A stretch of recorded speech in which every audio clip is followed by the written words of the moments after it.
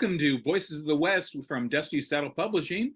Today we are talking to Stuart Yates, coming at us from, I believe you're live from Spain as it goes that way. I am. Yeah. Very good. Well, thank you for joining us today. You're welcome. You're welcome. Now, Stuart, you are the author of, geez, it's got to be, you're just shy 100 different books, it looks like, in multiple genres of everything that goes across there. Yeah, I've got a fair few of those are translations. That's true. There are a lot of Yeah. Spanish translations. But I've got I think it's about 50 books. About 50 books. Funny enough, just this morning, I've submitted my 50th book to Dusty Saddle. So, oh, very good. And I think they just requested me to do the cover for that one. oh, right. But we'll discuss if that's the killing of Shaw, somebody. That's Rita Shaw. Rita Shaw, that's the one. Yes. That's the one.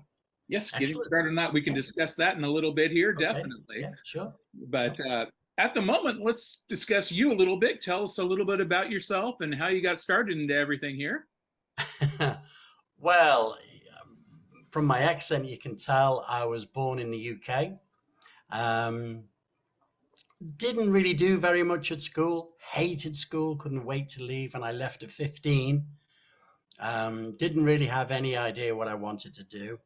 I'd done a little bit of acting in school, and that was a sort of like a pull for me that maybe I could be an actor. I don't know, but I drifted in from one job to the next. And I finally landed a job working in a small repertory theatre in my hometown of Birkenhead. I was really lucky. There was a government scheme going on in those days that enabled me, because I'd been unemployed for so long, it enabled me to get that job. And part of that job, we used to visit local special schools. And we put on shows there for the kids. And I saw that, and I saw the people working there, and I thought, the teachers, and I thought, this is an amazing job. I'd like to do this. And I asked one of the girls there, I says, how do you get to be a teacher? And she told me, you'd have to have qualifications in English and mathematics. Well, the English was all right. That was okay. But maths, that's just a foreign language. So I just completely forgot about it until I was 29 years of age. And I just said to myself, I can't carry on just going from one job. I've got to get myself qualified. So I did. I went back to night school. I got in those days, they were called O-levels, GCSEs now, and then A-levels. And then I got those, and I went to university in Liverpool, and I trained to be a teacher. And that was another 4 years. So it took me about 6 years. I qualified when I was 35, and I taught all the time. But interestingly, when I was at university, and even before then, I was always writing, and I wrote a few scripts because I did drama in university as well as history, and I wrote a few scripts for the drama department, and they said, these are really good. And I went, oh, okay, thank you very much. But I'd written my first novel when I was still at school, when I was about 14. And it was just something that inspired me. And all through my years of teaching and everything else, the one thing that I kept at was writing. I would just write all the time. And when I was unemployed, because I had long bouts of being unemployed, I would write. So every day I'd be writing at my typewriter. And it was a little Olivetti portable typewriter in those days.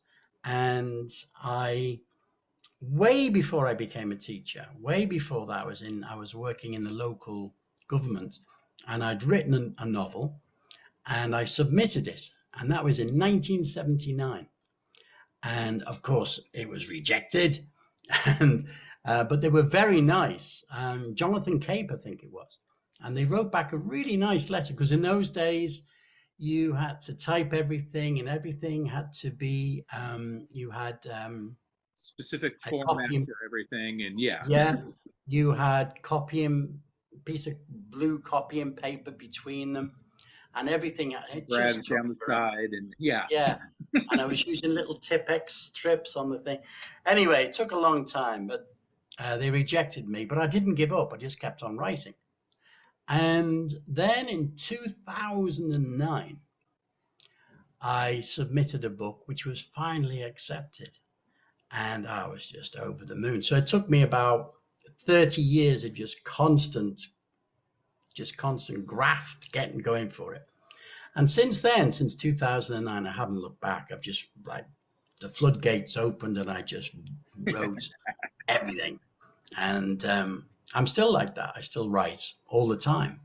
Um, and even when I shouldn't say this in case anybody's listening, but it doesn't matter now because I've left.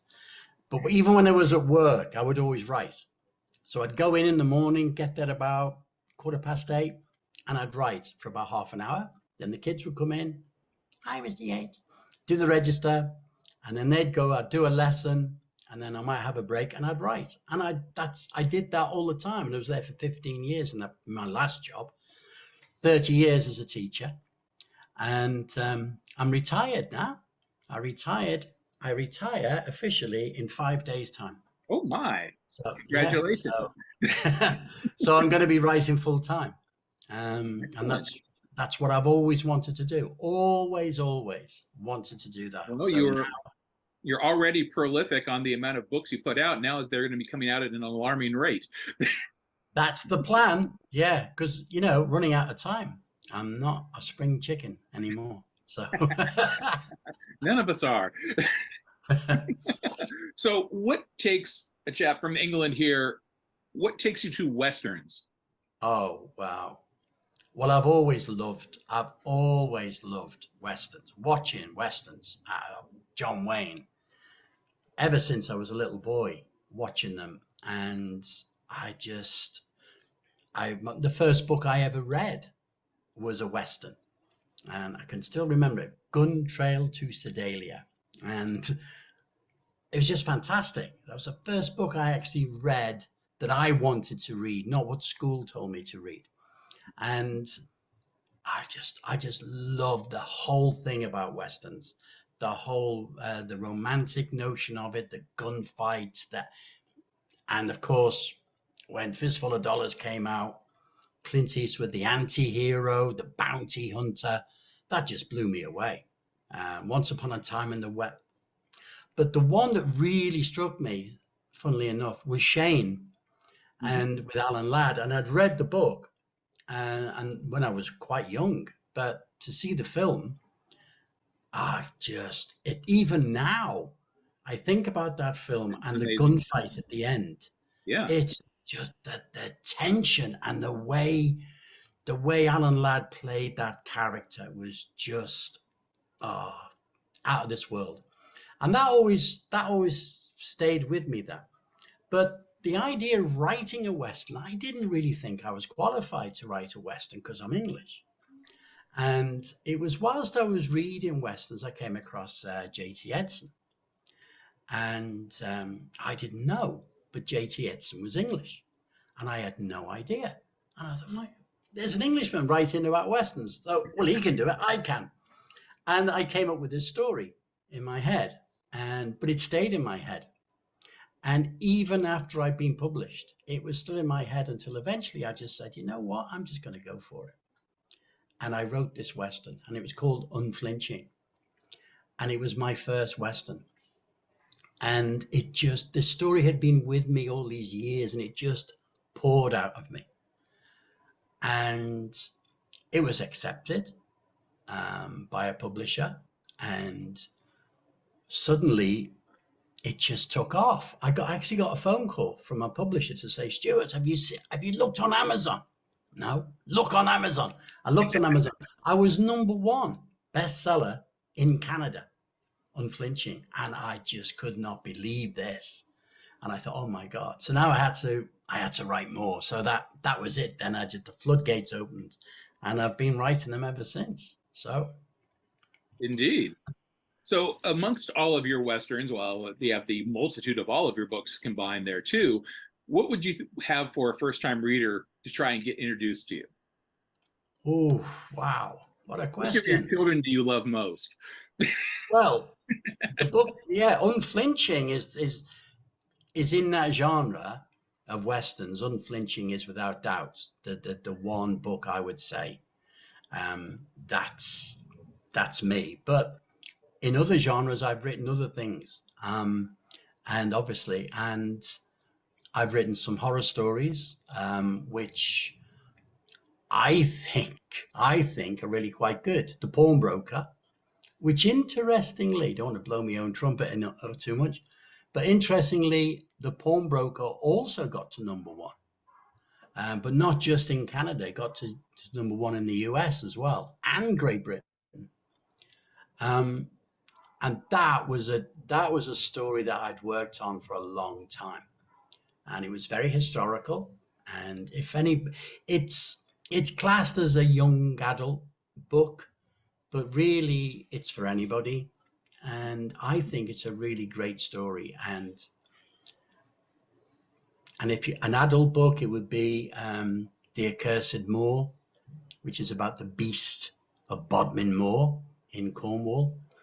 Um, and I just love that book. I love writing that book, and the characters. I knew all the people in that book. I'd met them. I knew them all, and the hero was me. Hero was me, um, and he was a school teacher working in this small school, yeah, on Bodmin Moor, and I'd seen this thing. I'd seen this thing driving home one night, because I'm a great war gamer. I love tabletop wargaming, Hmm. and I was a member of the most amazing wargaming group in Bodmin. But we used to meet quite late on a Friday, so I'd come back about 2 o'clock in the morning, and coming over the moors, it's really spooky anyway. But this particular night, I saw this thing coming across the road, and it had that particular gait of like a leopard or a panther, the loping gait with this huge, great big tail. And I just froze. And although I was driving my car, I slowed right down and I looked to the left and it just completely disappeared. And I thought, oh my God, perhaps I imagined that.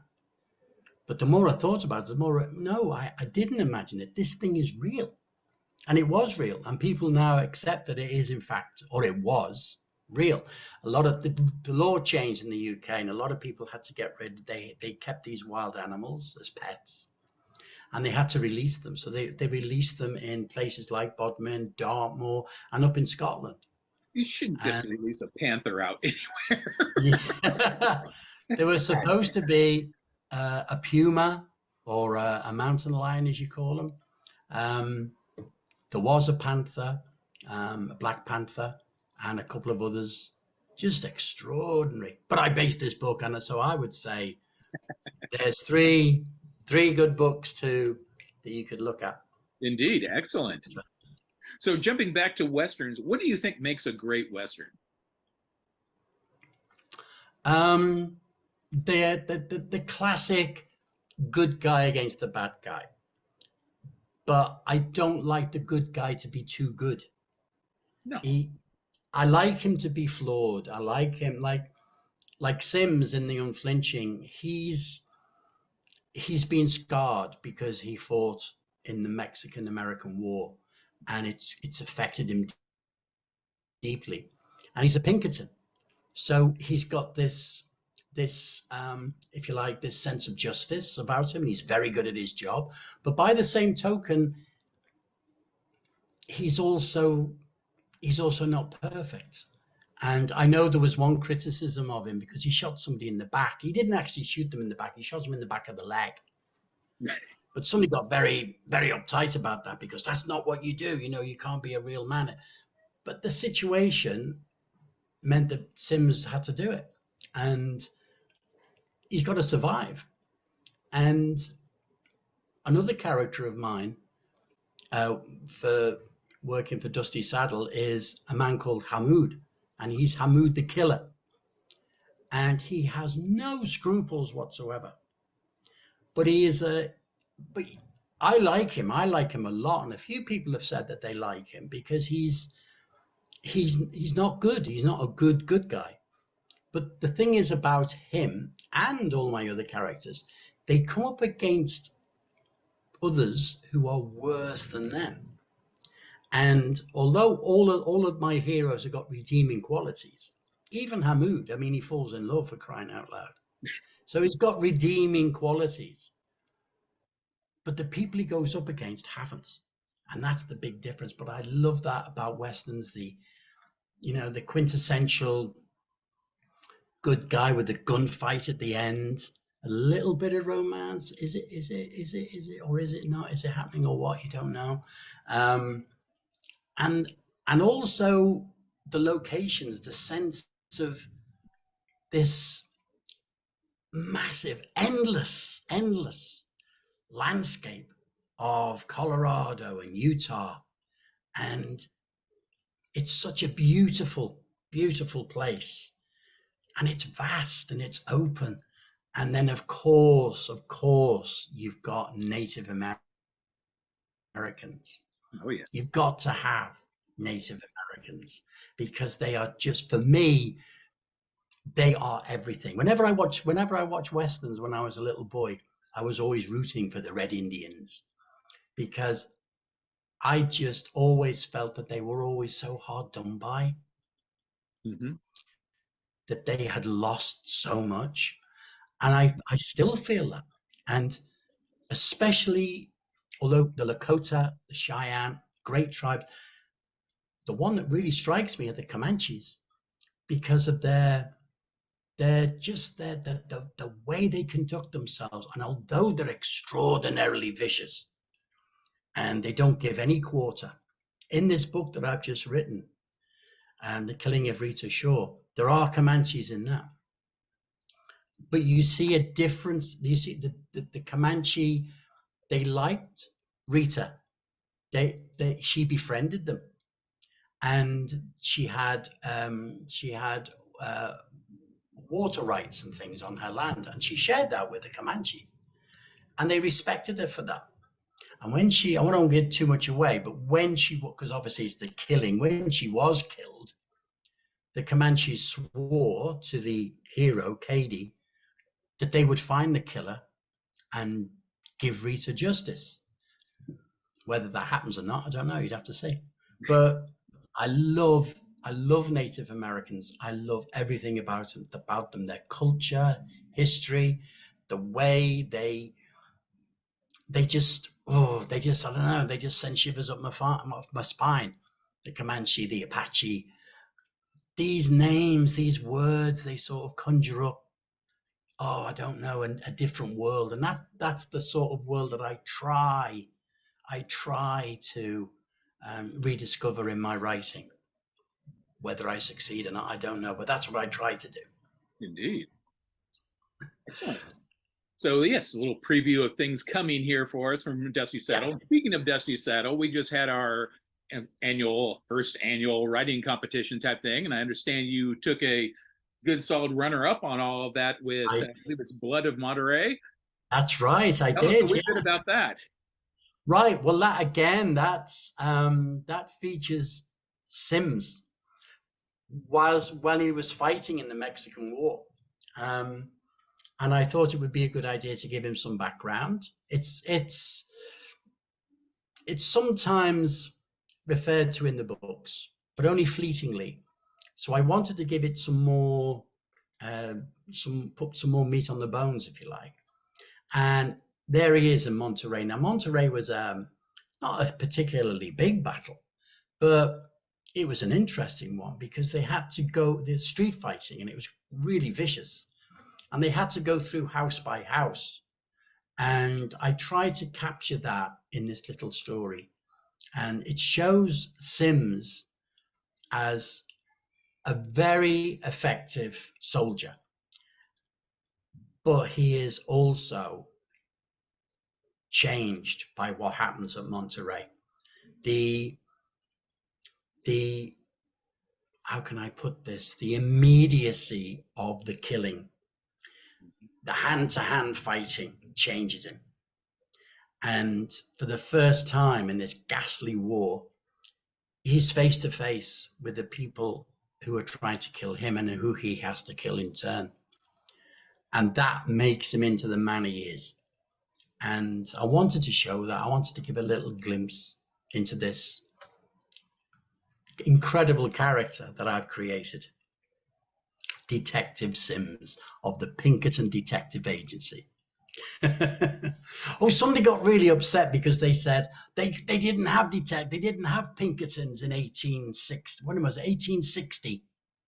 I think he arrived. I think he arrives in Colorado Utah border 1858, and this person got Yeah, really upset. it's newly minted, but it does exist at that time period. Yes, yeah, because I'd researched it, and I said, well, of course, you need to do your research Hmm. because they were active.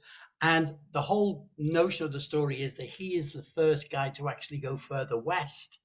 Hmm. So there's nothing wrong with that. It's a little bit of artistic license, but Yeah, they were there, they were working there, you and may think of them in their prime time in like 1870, but it's, yeah, they yeah, had a start, and that was yeah, definitely within the range for them, no question of that. yeah, yeah, yeah. But I wanted to, yeah, this little short story, I just wanted to give a little bit of background about this man. So that was the reason why I wrote that. And a good tie into the rest of the series that they should go buy the next book once they've read the prequel. Yeah, yeah. Hopefully. Always a good thing, which is, again, partially the reason that we have Yeah, anthology books and such like that. Although this was a straight writing competition, but it's still an anthology book. yeah. But that should be coming out fairly shortly here. I put Oh, the cover good. through earlier last week, so Yeah. should be Oh, coming along soon. that's good news. Yeah, that is good. So we'll get another one out there for you. Huh? So Yeah. tell us about your new series you're working on. We got a little bit of a tale of the Indian elements of it all, but get us Yeah. more in detail on what's coming forward here for book two. Well, you Okay. can tell us Well, about book one. yeah, yeah, sure. Yeah. I mean, KD is he becomes a bounty hunter, but he doesn't start off as a bounty hunter. Um, and I didn't call him a bounty hunter. I called him a And manhunter. Hunter, yes. Um, but it's at the tail end of the Civil War, and he's a Confederate cavalry officer, and he's at Palmito Ranch, which was traditionally the last battle of the Civil War, even though the surrender had already been signed at Appomattox. This Palmito Ranch Takes blew a up, while and to it was get only to Texas. yeah, yeah, in Texas, and it was only a very small affair. But I wanted him. I wanted that because I wanted to give some substance to him and the sort of person that he was. I mean, he's nothing like the other characters I've written. Although he is becoming like them. He's he's a man who is very depressed about the war and what happened in the war, and he at the end he tries to find his family who lived in Texas, and there's nothing left. His ranch is just a ruin, and he's got no way of knowing where his family have gone. And so he just sets himself on the trail, and he in the first book, his troop, I should say, they're very dispossessed. The news comes that the Confederacy has surrendered, and they can't accept that. Like so many young men back then, they became very angry and very disillusioned, and they felt that they needed to do something. And they were like, this troop was like this, but Cady wasn't. He said, no, you've got to accept it, that it's finished now. No, we won't. And that off they went. Now, this group went off, and of course, they became bank robbers. Jesse James, he robbed trains. These guys, they rob banks. And of course, as the story unfolds, Cady comes across them, and they've robbed this bank in the middle of nowhere, just this tiny little pueblo. But it's got this bank with this money in, and but more than that, there's a church, and in that church they discover that there's a huge collection of gold ornaments. There's candelabra and goblets and picture frames and the whole kit and caboodle. And they want it. And so Katie becomes engulfed in this story. And I won't tell you the end, but it resolves itself in the usual Western way. You know, they have a standoff and there's a gunfight and all of that. So I enjoyed writing it, actually. It was good. As I enjoyed just writing the second one. So, yeah. But Katie, the Manhunter. And because he overcomes, don't want to give too much away, but because of what happens, he is rewarded because these men are wanted.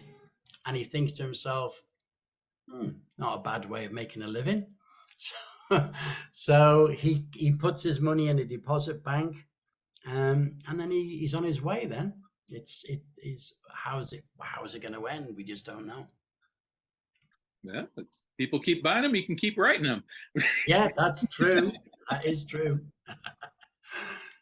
Always a good thing of episodic bounty hunters. There's always somebody else to go and hunt, and as long as people keep liking them, they're easy to keep writing. That's right. Yes, no, you're right. Absolutely. So the beginning of another successful series for you, always a good thing. I hope. Let's hope. Fingers crossed. Indeed. Where can people find out more about you? Well, I've got a website. Stuart G. Yates .webs.com, I think it's called. I'm on there. Of course, I'm on Amazon. I've got an Amazon book page, Amazon US, as well as Amazon UK and Amazon Canada and all the others. You just put a search in for Stuart G. Yates and you'll come up, you'll find me with all my books on there. I'm also featured in iBooks, Kobo, Google Books, iBooks, the whole range of all these things. I'm on all of them now. So all the places you want to be, absolutely. Yes. So all being well, things will continue to develop and I'll be able to make some sort of an income from my writing. Indeed. That's because my pension, guys, hey, the UK pension sucks, okay? And it's just, you can't live on it. So what are you supposed to do, you know? Well, they want you to go back to work, don't they? They want you to work until you drop. That's what they want. Well, if that's what I need to do, I will. So I'll write until I drop. Write until you drop. Yes. Yeah. That's a pretty good outcome for you. Well, Stuart, thank you for joining us today. Definitely appreciate you taking the time to be interviewed. And you're welcome. It's fantastic. Looking forward to the next book coming out here very shortly. Yes. I'll be working on it starting tomorrow. Excellent. Very good. Well, thank you very much. No, thank you. Thank you, Kevin. Thank you very much indeed. I really appreciate it.